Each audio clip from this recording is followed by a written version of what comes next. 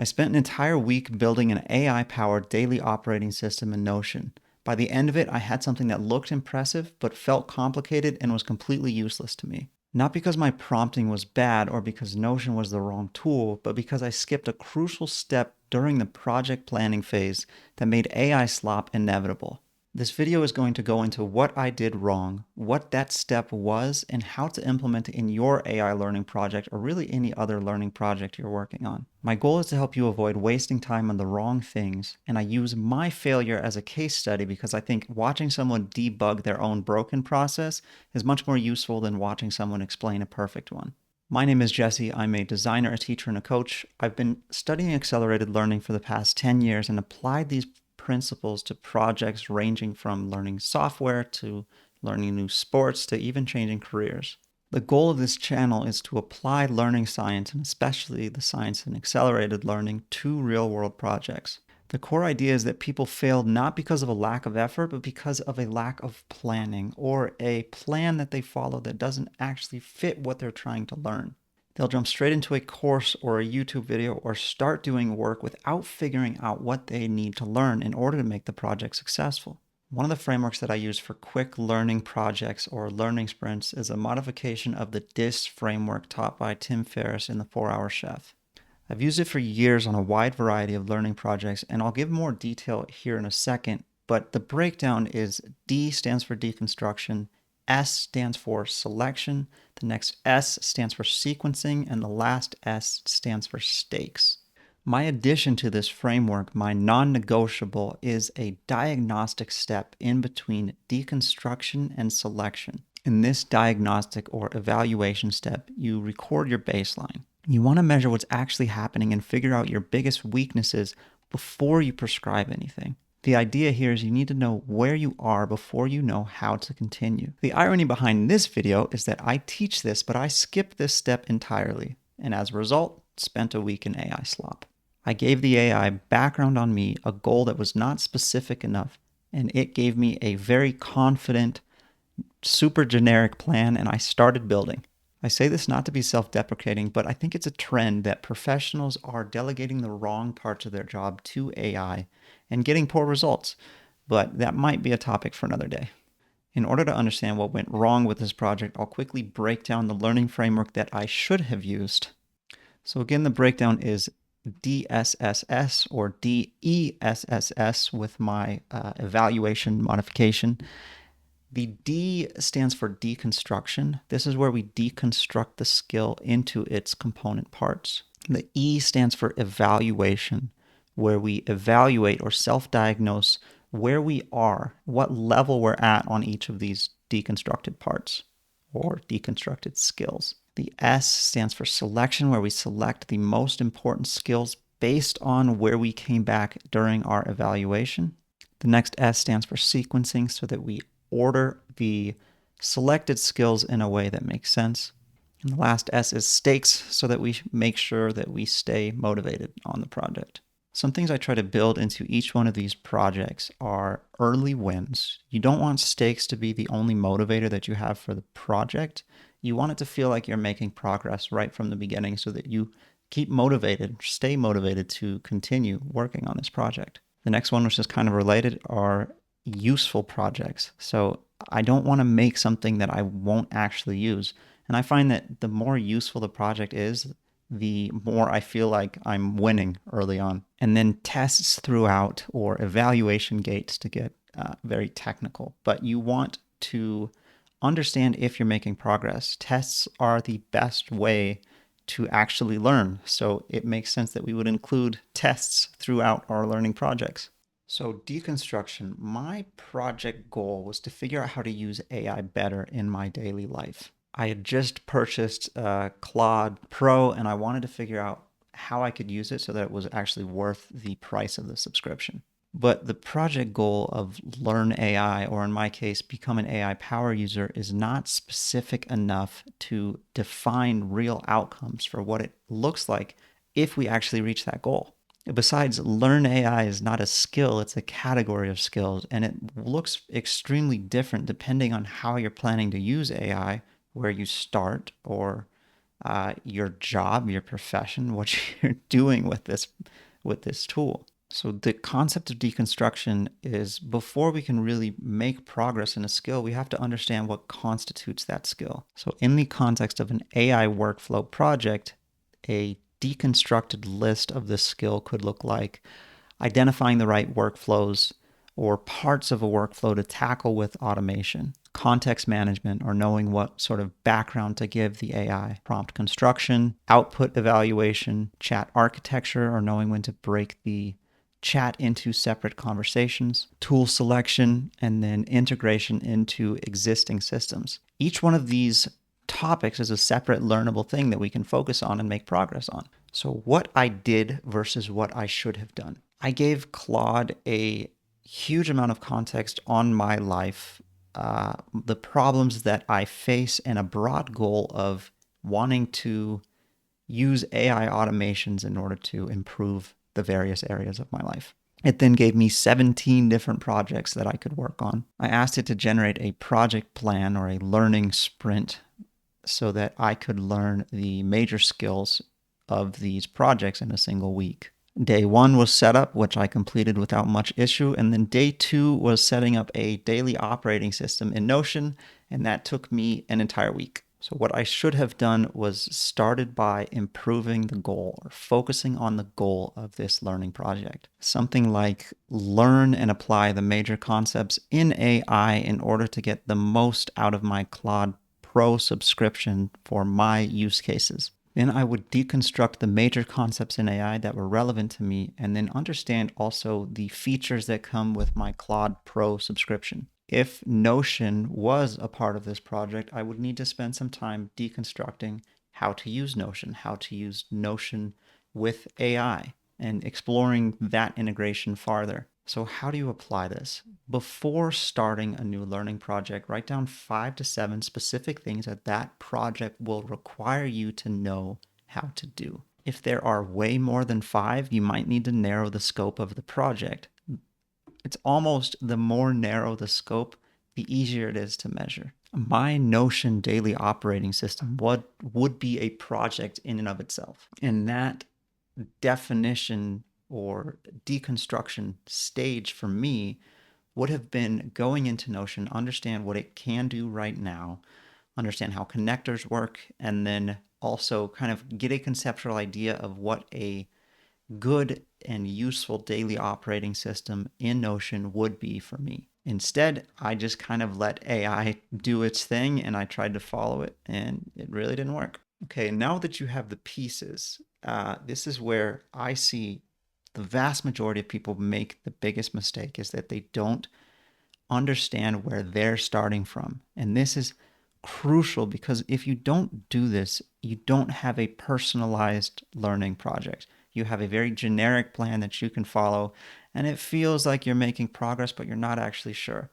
So when you do this evaluation step, it targets this learning project to you, your specific use cases. It can feel like a waste of time until you skip it and you spend a week doing something that should have taken you a couple hours. This is especially a problem now with AI because AI will confidently make assumptions that could be completely wrong around your baseline, where you're starting and where you should be going. The 3 concepts that I promote around evaluation is, it could be step, could be concept. Step 1 is record.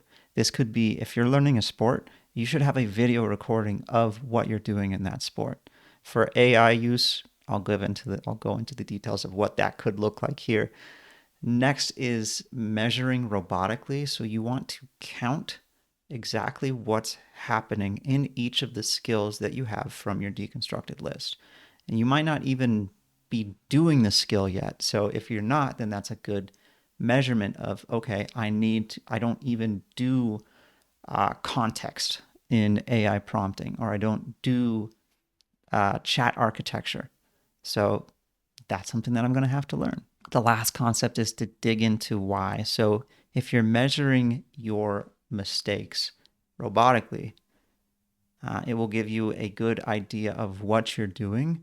The next step is to understand why these mistakes are happening. So where I went wrong is I focused this project on trying to make this useful to me, which is important, but it ignored the idea of where I was starting from in how I use AI in my daily life.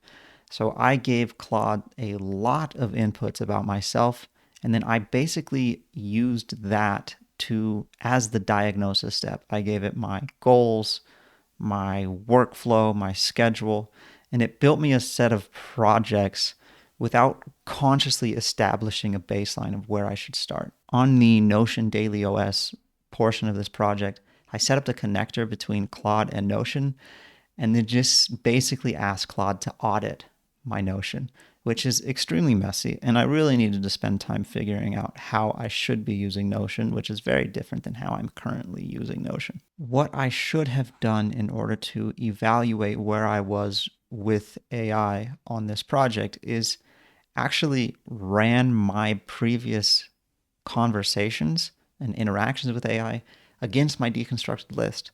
The good thing about learning AI is you can use AI in order to measure how you're interacting with AI. You just have to direct it. So if I had that deconstructed list, which I went over previously, all I would have to do is say, measure how well I incorporate the concept of uh, chat architecture or context management or how I use AI in order to automate workflows in my daily life. What on this list am I doing well currently? Like maybe my prompt construction is pretty good or it is where it needs to be versus what am I doing poorly and what have I never done? On the Notion side, I should have looked into my actual workflow and then identified where in this workflow it was causing the system to break. Then I could have either tackled that bottleneck or built out a system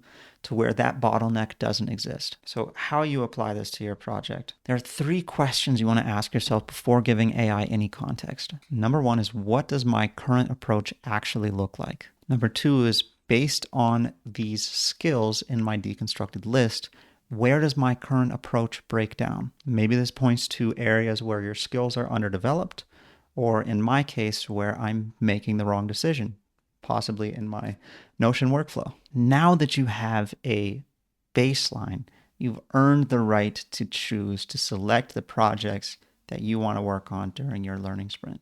When you skip evaluation, your selection is basically a guess. And as I mentioned before, AI will make that guess extremely well reasoned, which is exactly what happened to me. We need to select the projects and skills that give us the highest likelihood of achieving our goals and break the bottlenecks that we define during our evaluation step. Speaking of breaking bottlenecks, I actually have a consulting offer live right now. You can work one-on-one with me.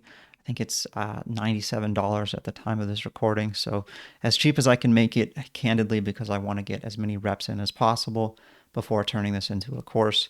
But the idea is that we'll go through on a project or a learning project that you really want to learn, where maybe you feel like you've plateaued or you're stagnant. We will evaluate what you're doing, kind of diagnose, find that bottleneck, and then create a plan on how to move forward in order to learn that thing as quickly as possible, break that bottleneck, and make progress on the things that are important to you. You can find more details on actuallylearning.com. I'll include a link in the description. But back to the video. What I did wrong in my selection was because I didn't identify this bottleneck. So my bottleneck in my Notion Daily OS project was simple. I didn't understand what Notion can do in 2026 and how that's different than how I was using it, based on just kind of using this for years and years and years without actually evaluating my process. I also didn't dig into how Notion connectors work or the Notion Claude connector. So that was the constraint. And because I didn't identify that, the AI selected a much more ambitious starting point. I was building databases, structuring databases, using automations, daily templates, all requiring knowledge that I really didn't have yet. I was building on a foundation that I didn't have. For the wider goal of becoming a power user with Claude, I didn't because I skipped the deconstruction, I didn't understand certain concepts in AI that are extremely important, like context management or chat architecture, or how to integrate AI with existing systems. Some of the ways that you can apply this knowledge after you've established your baseline, one of the questions you can ask is, what is the single thing I don't understand that makes everything else harder? What's the single skill that will make everything else more difficult if I don't focus on this thing? From there, you can look into the projects that will teach you that skill. After that, you can look at your deconstructed list and just to figure out what are the next 3 to 5 things that are the most important for me to learn in order for me to reach my project goal. For me, that answer was spend a couple hours, 2 at the most, to understand what Notion was capable of and how the connector worked. Okay, so you have the bottleneck. Now we figure out what order you're going to take these skills on, because you can work on the right things in the wrong order and never make progress. If you're starting at the end, it's going to be extremely difficult. Whereas if you're making progress over time, that this project becomes much easier to accomplish. The other big thing that sequencing does is allows us to focus on early wins. Early wins, as I said before, are extremely important for maintaining motivation throughout a project. You don't want stakes to be the only form of motivation that you're getting. I honestly don't use stakes all that much because most of the projects that I'm working on are things that I really want to do. I really want to learn these things. I want to learn how to integrate AI into my workflows, how to build out automation. I love these things. These things are super interesting to me. So the sequencing allows me to build projects or complete these projects that I actually have wanted to do for a long time. What I did wrong at the sequencing stage was I didn't really think about sequencing as much as I should have. I told AI I wanted to build these skills progressively, and then I offloaded it, and it gave me back a very well constructed project plan that, again, I said was not very useful.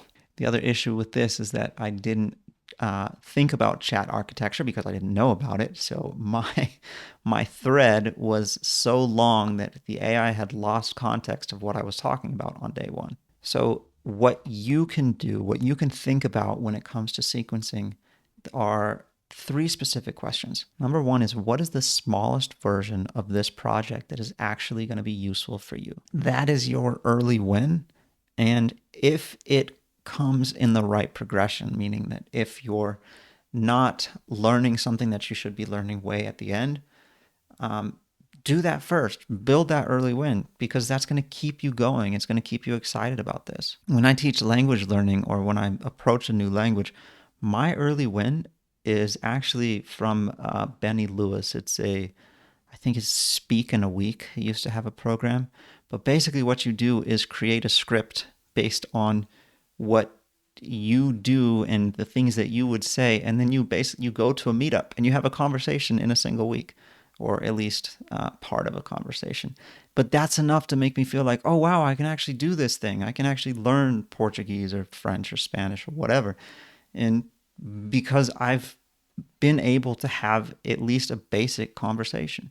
The next thing to answer is, what order do these projects go in so that 1 teaches you what you need in order to accomplish the next one.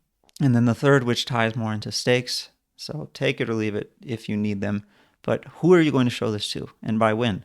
I had a project that I had to complete last week where I had to learn how to use Figma MCP integration, and I had to implement that so that I could use it in the design system by the end of the week and present that to my boss.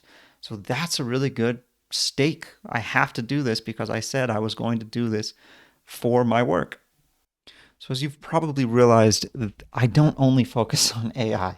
This problem of kind of jumping into work before we actually understand what we're doing is not specifically an AI problem. This pattern shows up in many different scenarios when we're trying to get better at something important to us. In sports, when someone follows a generic program without actually diagnosing their weakness. In language learning, where you're learning vocabulary or grammar from a book rather than figuring out how you're actually going to use the language in your daily life. And then in leadership, when you read a book and try to implement everything rather than diagnosing what your team actually needs, the context changes, but the mistake doesn't. When you start with a clear goal and a deconstructed list of the things that you need, the skills that you need in order to achieve that goal, you take the time to measure and create an honest baseline, an honest starting point for where you actually are.